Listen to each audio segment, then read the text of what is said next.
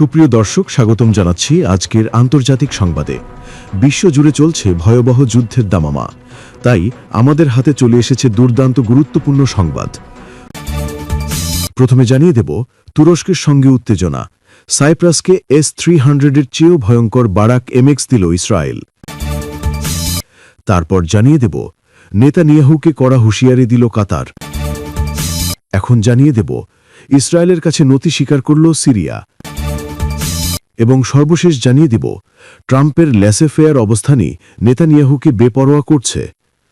দর্শক, এতক্ষণ শুনছিলেন সংবাদ শিরোনাম, এখন বিস্তারিত জানার আগে আপনি যদি আমাদের চ্যানেলে নতুন এসে থাকেন তাহলে অবশ্যই চ্যানেলটিকে সাবস্ক্রাইব করুন, আর আপনি এই ভিডিওটি দেশের কোন জায়গা থেকে দেখছেন তা কমেন্ট করুন। তুরস্কের সঙ্গে উত্তেজনা। সাইপ্রাসকে S-300-এর চেয়েও ভয়ঙ্কর বারাক MX দিল ইসরায়েল।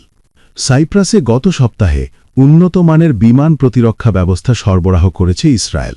গত ডিসেম্বর থেকে এই ধরনের প্রতিরক্ষা ব্যবস্থার তৃতীয় চালান এটি। তুরস্কের সঙ্গে ক্রমে উত্তেজনা বেড়ে চলার মধ্যে সাইপ্রাসকে এ ব্যবস্থায় সজ্জিত করল ইসরায়েল।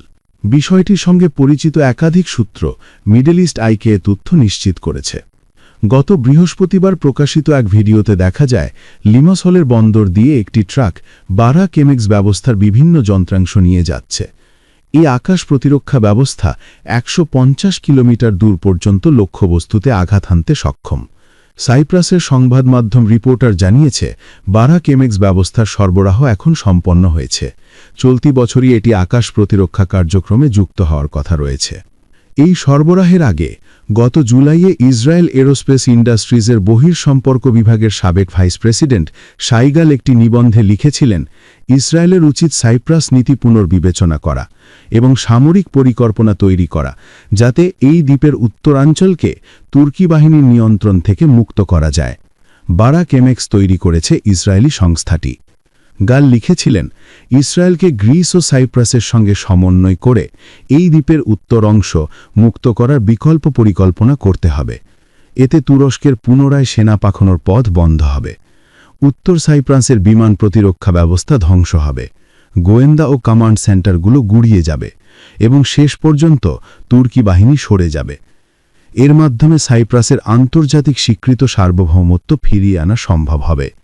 গ্রিসের সঙ্গে একীভূত করার লক্ষ্য নিয়ে সাইপ্রাসে এক অভ্যুত্থান চেষ্টা ব্যর্থ হওয়ার পর 1974 সালে সেখানে আক্রমণ চালায় তুরস্ক। সেই থেকে দ্বীপটি দুই ভাগে বিভক্ত, দক্ষিণে আন্তর্জাতিক স্বীকৃত সাইপ্রাস প্রজাতন্ত্র এবং উত্তরে তুরস্ক সমর্থিত উত্তর সাইপ্রাস, যা শুধু আঙ্কারার স্বীকৃত। এই সরবরাহের আগে গত জুলাইয়ে ইসরায়েল এরোস্পেস ইন্ডাস্ট্রিজের সাবেক ভাইস প্রেসিডেন্ট শাইগাল একটি নিবন্ধে লিখেছিলেন, ইসরায়েলের উচিত সাইপ্রাস নীতি পুনর্বিবেচনা করা এবং সামরিক পরিকল্পনা তৈরি করা, যাতে এই দ্বীপের উত্তরাঞ্চলকে তুর্কি বাহিনীর নিয়ন্ত্রণ থেকে মুক্ত করা যায়। এখনও পর্যন্ত আঙ্কারা নতুন প্রতিরক্ষা ব্যবস্থা নিয়ে কোনো মন্তব্য করেনি, তবে বারাক MX-এ রয়েছে উন্নত নজরদারি এবং গোয়েন্দা তথ্য সংগ্রহের ক্ষমতা। এর 3D রাডার সর্বোচ্চ 460 কিলোমিটার দূর পর্যন্ত কার্যকর, যা দক্ষিণ তুরস্কের একটি বড় অংশের আকাশসীমা আয়ত্তে আনতে পারে। 1997 সালে দক্ষিণ সাইপ্রাস রাশিয়ার তৈরি S-300 ক্ষেপণাস্ত্র প্রতিরক্ষা ব্যবস্থা কেনার চেষ্টায় তুরস্কের সঙ্গে তার যুদ্ধ বাঁধার উপক্রম হয়। সে সময় আঙ্কারা পুরোদমে সামরিক জবাব দেওয়ার হুমকি দেয়। পরে সে সংকট মেটে গ্রিস ওই ক্ষেপণাস্ত্র নিজেদের ভূখণ্ডে নিয়ে গেলে ও সাইপ্রাস বিকল্প ব্যবস্থা খুঁজতে শুরু করলে। এই ব্যবস্থা S-300 থেকেও অনেক বেশি বিপজ্জনক। 1997 সালে রাশিয়া থেকে সাইপ্রাস যে S-300 অর্ডার দিয়েছিল তা কখনো মোতায়েন করা হয়নি। ইসরায়েল ও গ্রিসের সঙ্গে সাইপ্রাসের বর্তমান সামরিক ঘনিষ্ঠতার কারণে এই শক্তিশালী প্রতিরক্ষা ব্যবস্থা ও রাডার পূর্ব ভূমধ্য সাগরে ইসরায়েলের গোয়েন্দা নেটওয়ার্কের একটি গুরুত্বপূর্ণ অংশ হয়ে উঠবে। আরদা মেভলুতোগলু, তুরস্কের প্রতিরক্ষা বিশ্লেষক বলেন। তুরস্কের প্রতিরক্ষা বিশ্লেষক আরদা মেভলুতোগলু বলেন, এই ব্যবস্থা S-300 থেকেও অনেক বেশি বিপজ্জনক। 1997 সালে রাশিয়া থেকে সাইপ্রাস যে S-300 অর্ডার দিয়েছিল তা কখনো মোতায়েন করা হয়নি। ইসরায়েল ও গ্রিসের সঙ্গে সাইপ্রাসের বর্তমান সামরিক ঘনিষ্ঠতার কারণে এই শক্তিশালী প্রতিরক্ষা ব্যবস্থা ও রাডার পূর্ব ভূমধ্য সাগরে ইসরায়েলের গোয়েন্দা নেটওয়ার্কের একটি গুরুত্বপূর্ণ অংশ হয়ে উঠবে। মেভলোতগলুর মতে বারাক এমএক্স শুধু সাইপ্রাসেই নয়, পুরো পূর্ব ভূমধ্য সাগরের তুরস্কের বিমান ও স্থলবাহিনীর জন্য হুমকি হয়ে দাঁড়াতে পারে, কারণ এর রাডার 100 কিলোমিটার পর্যন্ত কামান, মর্টার ও রকেট হামলাও শনাক্ত করতে সক্ষম। তবে রিপোর্টারের খবরে বলা হয়েছে, সাইপ্রাসে সরবরাহ করা সংস্করণে বারাক এমএক্সের সব বৈশিষ্ট্য নাও থাকতে পারে, কারণ প্রতিটি গ্রাহক দেশের জন্য ইসরায়েলি ব্যবস্থাটি আলাদাভাবে কাস্টমাইজ করা আছে। 1997 সালে দক্ষিণ সাইপ্রাস রাশিয়ার তৈরি S-300 ক্ষেপণাস্ত্র প্রতিরক্ষা ব্যবস্থা কেনার চেষ্টায় তুরস্কের সঙ্গে যুদ্ধ বাঁধার উপক্রম হয়। সে সময় আঙ্কারা পুরো দামে সামরিক জবাব দেওয়ার হুমকি দেয়। পরে সে সংকট মেটে গ্রিস ওই ক্ষেপণাস্ত্র নিজেদের ভূখণ্ডে নিয়ে গেলে ও সাইপ্রাস বিকল্প ব্যবস্থা খুঁজতে শুরু করলে। তুরস্কের প্রধান বিরোধী দল সিএইচপি এর উপসভাপতি ও অবসরপ্রাপ্ত রিয়ার অ্যাডমিরাল ইয়াঙ্কি বাক্সিওগ্লু সাইপ্রাসে ইসরায়েলি প্রতিরক্ষা ব্যবস্থা মোতায়েনকে আন্তর্জাতিক আইনের লঙ্ঘন বলে আখ্যা দিয়েছেন। এই পদক্ষেপ পূর্ব ভূমধ্য সাগর ও সাইপ্রাসের নাজুক ভারসাম্য নষ্ট করবে, পাশাপাশি তুরস্কের জাতীয় নিরাপত্তার জন্য সরাসরি হুমকি হয়ে দাঁড়াবে।